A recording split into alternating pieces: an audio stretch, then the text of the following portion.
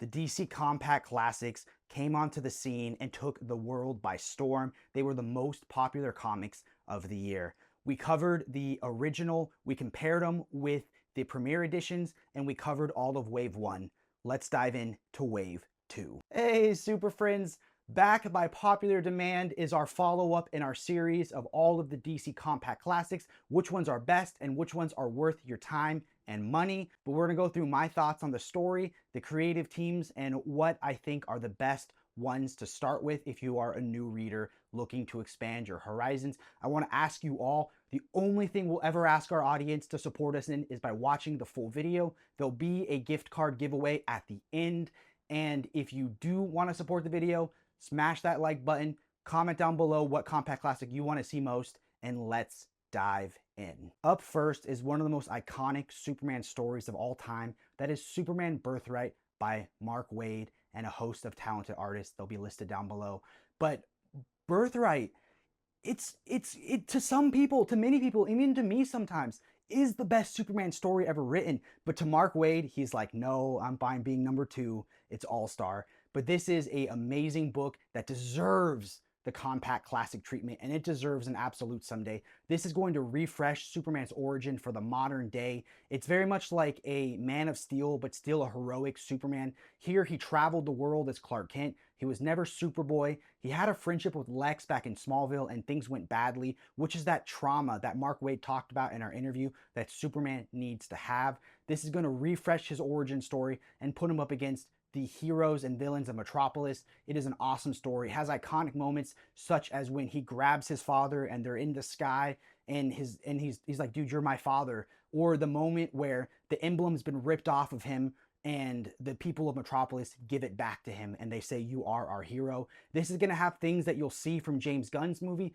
but twisted in the opposite direction. Here you have Lex Luthor faking a Kryptonian invasion, which is definitely related to the Superman movie. They just went in a different direction. It's awesome. And for $10, you are getting something that is unbelievably good. If you don't know the story of Kingdom Come, it was written by Mark Waid, who's been on this list a few times, and co-written by Alex Ross, who does the art. This tells the story of a hypothetical what-if future where Superman was forced into retirement after a new vigilante killed the Joker and they did not hold him accountable. He realized he was not meant to be a hero for this world anymore. Horrible things have happened to our heroes. They're dark, they're in bad places, and this story is about Superman becoming Clark Kent again and becoming a hero again.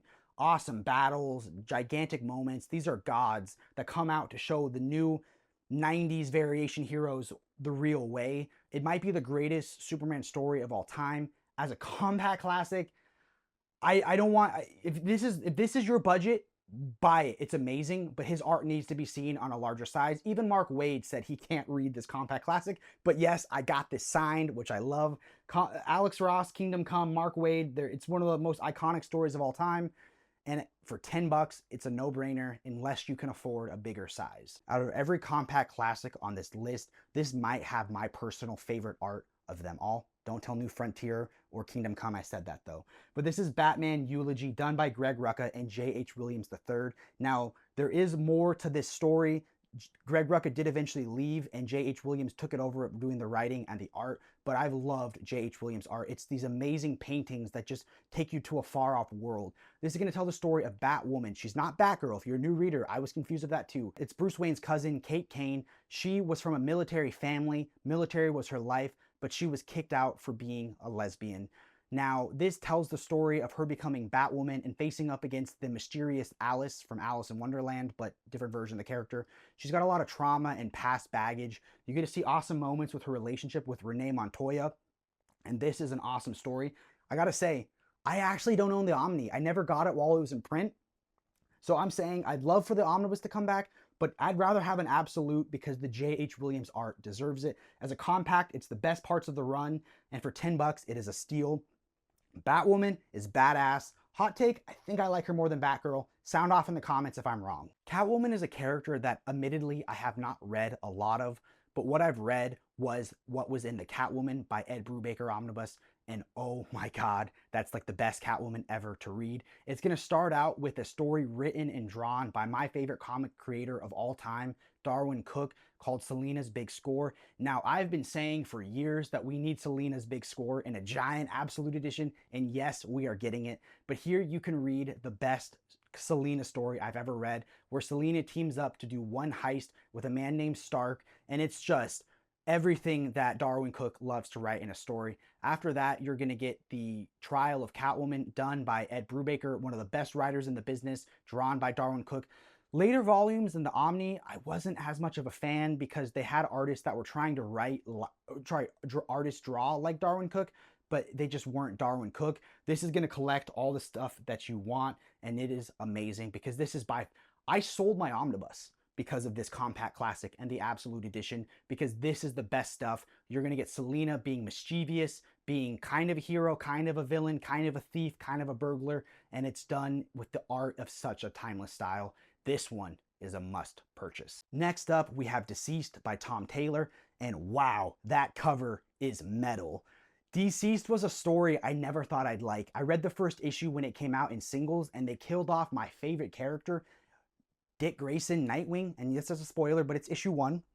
You know, I'm petting my cat Grayson next to me, but I never read past it. And then I was like, I gotta prep for my Tom Taylor interview, so I read a lot of his books, and Deceased is not a gore fest. Yes, there's gore, but it's a testament to what makes these heroes heroes despite all odds. Deceased is amazing, and this gets you sample it for $10 before the omnibus, and this is an awesome storyline from beginning to end. I feel like we'll get an absolute of it someday, but Deceased tells the story of what would our heroes do, because it's not zombies. They're like zombies, but it's not cheesy like zombies. But you're gonna see the DC heroes in a apocalyptic situation where the greatest heroes are gone and the children have to step up. It's incredible, and I can't recommend it enough. And you can sample the $10 version before the omnibus, and then finish it with the omnibus if you want to read the rest of the story. Now we have American Vampire, and this is one of those fun compact classics that I never got the Omni for. So this is how I read it for the first time.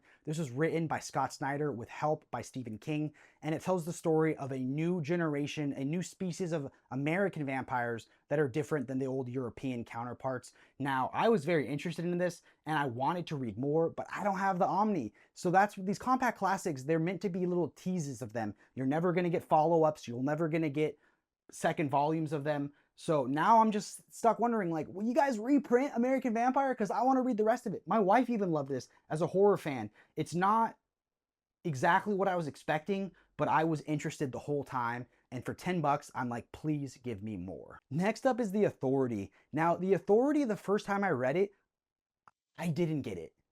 And then I sat with me for a while. I was like, the guy's powers is the city. She talks to technology. Like, the characters were so big, so intergalactic. Their spaceship was dimensions big, bigger than the planet. And I just didn't get it. But it sat with me. It impacted me. And I read it again, and I got it. These are galactic titans. These are not heroes. These are gods in our Earth. And this is a compact classic that details the Warren Ellis amazing story of The Authority. Now, I will say this is one that I feel like is better in bigger editions. So much of the art is giant and it's harder to see in the compact size. But that being said, I have the absolutes. The omnibus is back in print. If you want to sample if The Authority is for you, because again, I didn't love it off the bat, the compact classic is a great way to go. And here I'm saying it right now, I cannot wait. If we ever, I don't know if we'll get the Authority movie anymore. It sounds like it's not happening, but we need Midnighter and Apollo, the gay Batman and Superman in live action. They're incredible. I'm saying it now. Henry Cavill for Apollo. That's my pick. Next up is Static Shock Season 1. And I have to say, DC's relationship with Static Shock is so weird. I know there's weird tangles with the rights in live action properties, but I loved Static Shock as a kid with the TV show. It literally it was so good. The things I didn't even grasp as a kid, and then rewatching it when I was older was even better. Now I have to say, this has a lot of things that tie back to the TV show, but is also very different. I don't know enough about Static Shock to say if this is what should have been the Static Shock compact classic, but I can tell you that as a new reader who had never read Static before, I was able to follow along and I thought it was good. I will say, I don't know if this is the strongest compact classic on this list, but I am happy that we're getting Static Shock representation because he's such an important character, and I hope they figure out the rights issues and we get him in live action property someday because he's that important. Last and not least is my favorite compact classic of them all, my favorite DC story of them all, New Frontier, written and drawn by Darwyn Cooke. The fact that you can get the most iconic, my favorite DC story of all time for $10 is insane. I started with the Absolute Edition because that was the only thing in print when I was collecting, and I had to spend 10 times the price. This is going to tell the story of the heroes from the Golden Age transitioning into the heroes of the Silver Age, set across American history, things that we know, things that we don't know. It's going to deal with the Red Scare. It's going to deal with things like institutional racism and science and heroes and everything. I love the scene of Wonder Woman towering over Superman. She's an Amazonian in every sense of the word. This is the best Martian Manhunter story. This is the best Wonder Woman story, and this is the best Green Lantern story. You're going to get an origin for all of the heroes of the Silver Age battling a new mysterious villain known as the Center. It's incredible. I love this story. It's great for new readers. I reread this story every year, and I love it even more. And this holds up in the compact classic because Darwyn's boxes, his panels, are so big that you still get detail in the compact classic size. I literally am going to buy a second copy just to put in my backpack, so everywhere I go in the world, I have New Frontier with me. I love it that much. Okay, super friends, it is actually a few weeks since we shot about 90% of the previous video. Here is the thing. We were missing a couple books from Wave 2, and then I bought them, and then more of them would come out. So we had to wait a little bit to get the rest of Wave 2, and we got to hurry because there's more coming out. Up next is one of the thinnest compact classics of them all. It might even be thinner than the Joker one. Maybe Joker's a little thinner. But Batman Arkham Asylum by Grant Morrison and Dave McKean. So Dave McKean, you may know him from all those trippy Sandman covers. His art is like nothing you've ever seen before. And I have to be honest, this is a book that if you're interested in reading, I would really recommend picking up the deluxe edition, which you can find for about $20. Or if you're going to go crazy, go for the Absolute Edition. The reason why is this book is weird. This full title is Batman Arkham Asylum, A Serious House on a Serious Earth. And it tells the story of Batman responding to a call at Arkham Asylum where all the inmates escaped and have taken over the madhouse, and Batman slowly has to go into the depths of insanity, and everything in this is symbolism. It cuts back and forth to the head of Arkham, Arkham himself, and his relationship with his mother and his wife and his journals, and this whole book is about insanity and symbolism and tarot and the occult, and I have read it multiple times and understand none of it. I'm like, why is Joker touching Batman's butt? You know, why is Two-Face peeing himself? But in the deluxe edition and the Absolute, it accompanies it with the script where Grant Morrison, they lay out most of the symbolism, not all of it because there's so much symbolism, they can't name them all, but it tells you what all the things are representative of. So you got to read the book, read the script, go back to the book, jump back and forth between them. Sadly, the book here does not have the script, and the art is so wild and scary and freaky deaky that it's kind of hard to see in the compact size.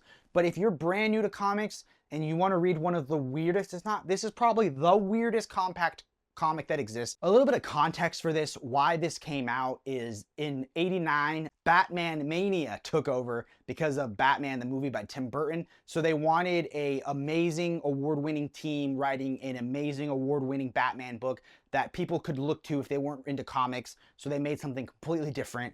And, you know, I want you to read it and get in the comments down below and tell me what your thoughts are, because I still feel unsure about this book. It's incredible, but maybe too incredible for me. Up next is Wonder Woman Blood and Guts. So you get both arcs. The New 52 Wonder Woman run.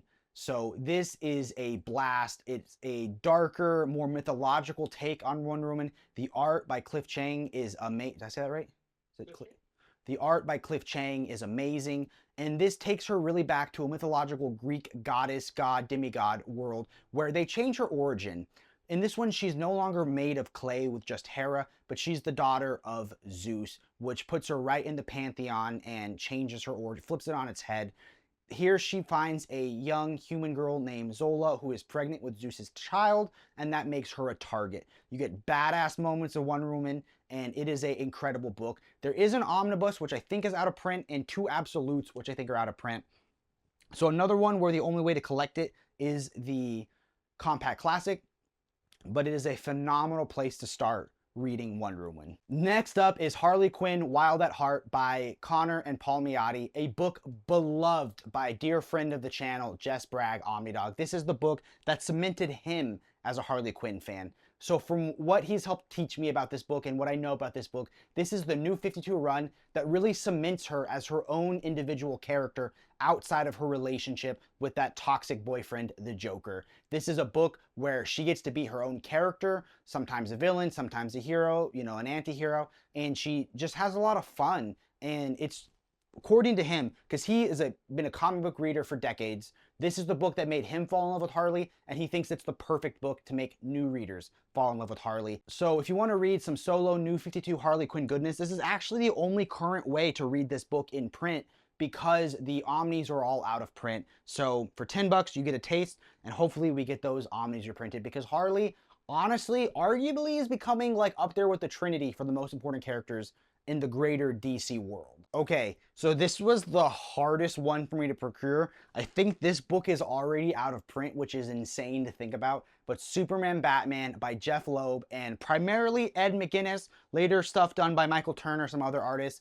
But this is just a bombastic blockbuster if you want to read about the world's finest Batman and Superman, and this is a lot of fun. So Jeph Loeb has written some of the most iconic storylines of all time, a lot of them done with Tim Sale. So it is awesome to see him with someone else, because I'm so used to seeing Jeph Loeb's writing with Tim Sale's art. This is going to have two famous arcs, arguably the two best arcs in this whole run, because this is two omnibus or two absolutes. The two omnis collect the most. This is going to collect the Batman, Superman, Public Enemies, and the Supergirl storyline. So the Public Enemy storyline, for a little bit of context, is the President of the United States is none other than Lex Luthor, and he accuses Superman of some terrible crimes against humanity, and a whole host of heroes and villains go after Batman and Superman to take them down, but they are determined to not give up, to stay away from the law, and to find proof that they were framed.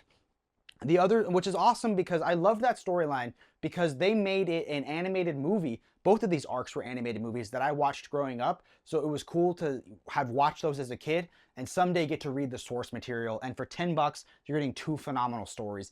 The other storyline is they find an unknown girl at the bottom of Gotham Bay who turns out to be Supergirl. Now, if you're a new comic book fan, I'm going to give you a little sliver of a crazy narrative thread that you can pull later if you want to. Supergirl has had like 15 origin stories, a bunch of retcons, a bunch of, you know, that no one knew what to do. At one point, she was a weird alien named Matrix. This was a modern retelling of Supergirl's origin story, and you get to see how Wonder Woman, Batman, Superman would react, such as the heroes. You also get to see villains such as how would Darkseid and the female Furies react to Supergirl, a younger female Kryptonian. The thing about Supergirl is she was actually older than Clark. She was a teenager, but things happened along the way, and now she's younger than Clark. So she was supposed to protect this little Kryptonian boy, and now she is the novice, doesn't know how to use her powers, because Clark grew up with his powers. She's a teenager, she's brand new to her powers, and she has to discover how they all work. So it's an incredible storyline. I'm so happy that I found it. Shouts out to Dominic from the Comic Book Report for finding a copy and shipping it to me. So thank you so much. Go subscribe to his channel if you haven't. He makes amazing content, more videos than we could ever make in like a year. He makes in a month. So keep up the good work, man. And that's going to bring this video to a close. I want to thank you all so much for watching. These compact classics have been some of the most popular videos on our channel. Comment down below what compact classic you would like to see most, and you'll be entered to win a Panel Bound Comics gift card. And I want to remind you about our Discord and our Instagram and our friend Bat Daddy David's Instagram, who made me this custom t-shirt. That'll be linked down below as well. So thank you all so much for watching. Keep reading and stay brave.